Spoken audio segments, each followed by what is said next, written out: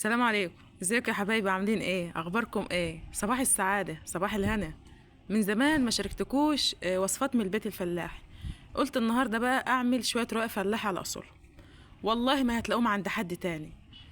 يمكن انا عملتهم مره او اتنين قبل كده في القناه، بس قلت يلا نفتكرهم مع بعض. قبل ما ندخل الفيديو عايزه اشكر كل اخواتي اللي بيتابعوني وبيكتبوا لي كومنتات حلوه. ربنا يبارك فيكم ويكبر بخاطركم، اللهم امين يا رب. يلا نسمي الله كده وندخل على الفيديو بتاعنا. ما شاء الله شويه رقاق زي الفل، كانت قرفتهم زي العسل وما خدوش وقت معايا خالص. بس قبل ما ابدا ان انا اعجن الرقاق هنضف المكان اللي هنقعد فيه الاول. انا عندي المكان ده مقسوم اتنين، مكان فيه حاطه فيه بطاطين صغيرين كده، والمكان اللي فيه الفرن.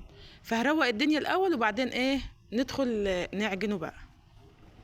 انا كمان الحمد لله يعني كنت قايمه بدري عامله حسابي عشان حراره الجو وكده.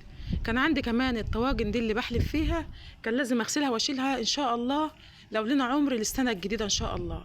اللبن كده كل سنه وانتم طيبين ما عادش فيه لبن خالص، فانا غسلتهم وشلتهم.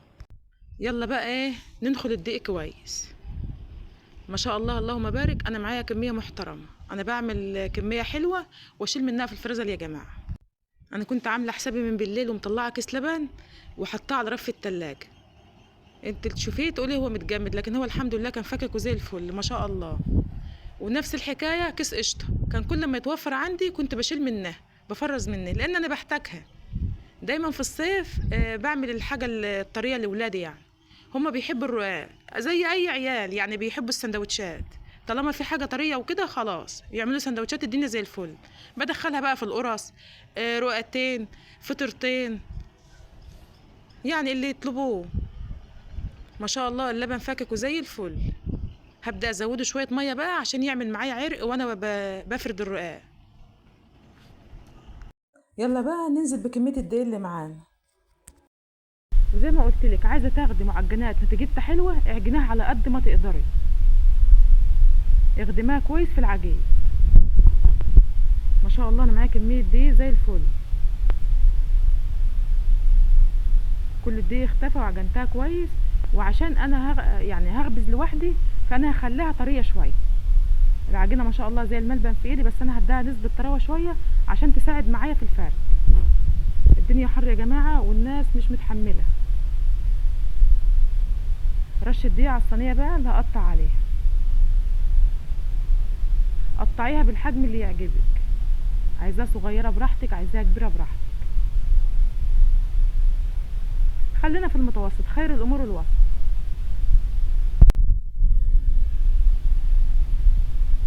زي ما احنا شايفين كده ما شاء الله انا كان معايا كمية محترمة يعني. الصينية كانت مليانة. انا بشيل منها يا جماعة في الفريزر واطلع على قد اليوم. هغطي عليها بقى ترتاح شوية، طبعا لا هي لا عليها لا خميرة ولا بودر، بس لازم ترتاح شوية عشان تساعد في الفرد، ما تاخدش وقت كتير. في الوقت ده كان عدى نص ساعة، جيت بقى عند الفرن عشان اسويه. ما شاء الله العجينة زي الملبن تحت ايدي، بتتفرد بكل سهولة. انا خدمتها كويس في العجن وسبتها ترتاح. ببدأ افردها بايدي شوية وبعدين افردها بالنشاب. لازم يا جماعة تفردها بايدك كويس الاول عشان تطلع متساوية معاكي. ولو اتقطعت مش مشكلة، مرة في التانية هتتعلمي. بنفس الطريقة كده، واحدة شمال في يمين ويمين في شمال، ما شاء الله بتطلع مدوره زي الفل. خدوا الوصفة مني انا.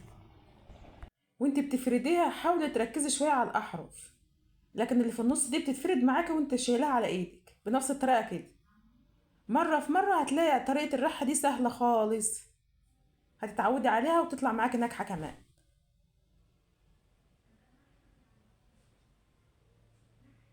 يلا نعمل كمان واحدة زي ما قلت لك، مرة كده ومرة كده بتطلع مدورة معاكي. العجينة مظبوطة بتريح يا جماعة والله.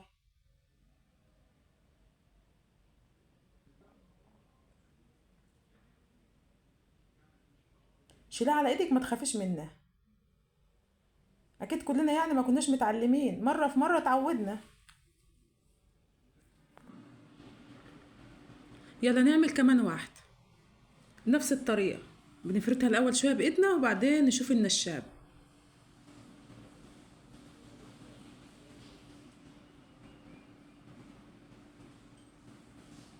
زي الفل.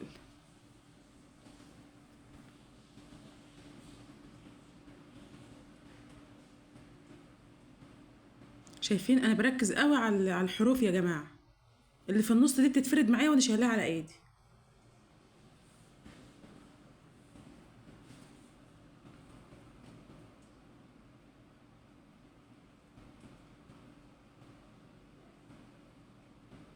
مش بتاخد نار كتير، انا عشان عايزاه يطلع طري، يا دوب تلوينه من فوق كده وتلوينه من تحت.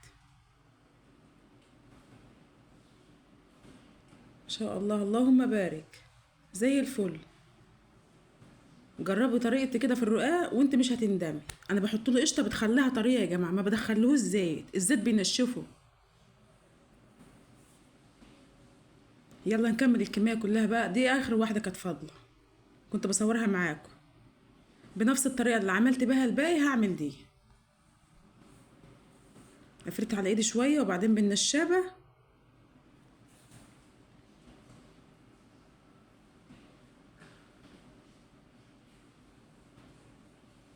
بتتفرد بكل سهوله، العجينه مظبوطه ومخدومه كويس. الدنيا حر، دي احسن من الرز والطبخ يعني، في السندوتشات وكده لو عندك اولاد.